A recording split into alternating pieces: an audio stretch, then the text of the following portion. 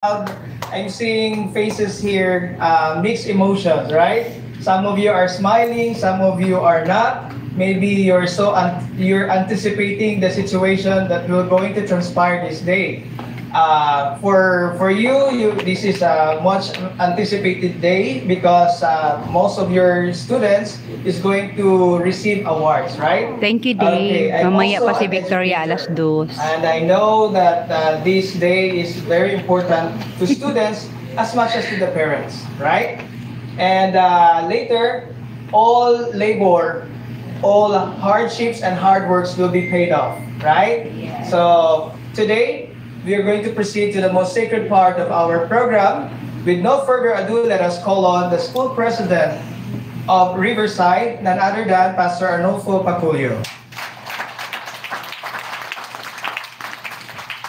Thank you very much, Dave. Thank you.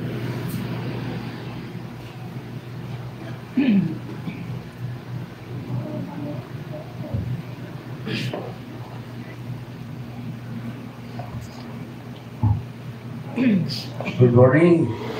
Ay, naku, Pagod di sa alas Marco. 10 na. Kinder.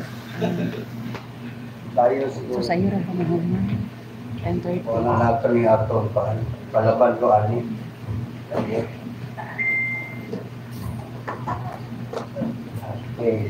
Okay, salamat no.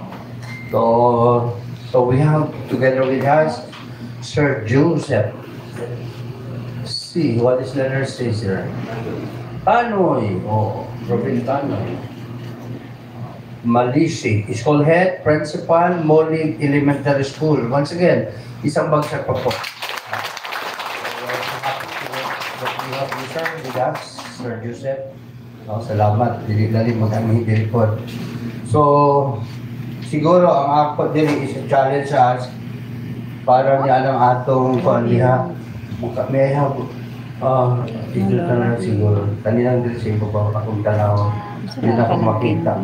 So we have our theme today, the strength of a role model. No? The strength of a role model, child learning. Tapos meron siyang colon na ang nagiging byproduct niya or ang pinaka-aim niya is child learning development. So in general, let me speak no, to address it to all of us. That includes our parents.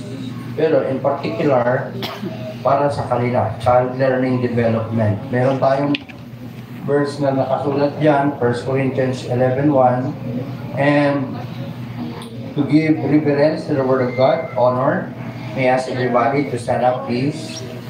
Manindog ta. Ha? So, unta mahimo kang malipayon karon nga adlaw. Dili man yun kaayo unsa ni atong lugar, no? Pero nindot na ang malula. Malolas. No, malula. Siguro, mamalula ni siya ba? Lula ni nga tawagon ko mama.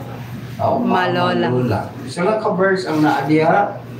Iwan ang puno sa Ginoo. This is Apostle Paul. Sabi niya, according to him, be followers of me, even as I also am of Christ. What's more, be followers of me, even as I also am of Christ.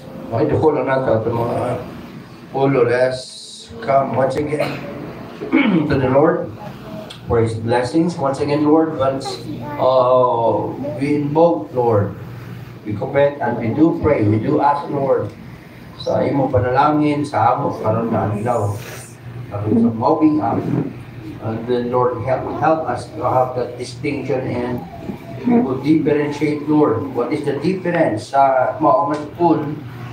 Pinaagi niya aning tima, Ginoo, makita namo unsa ang kalainan sa among panahon, ang kaimportansya, labi na ang imong pulong, ikaw, diha sa among mga kinabuhi.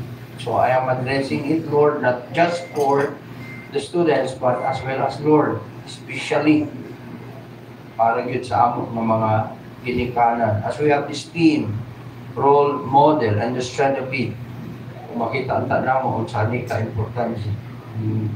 value ni ini sa among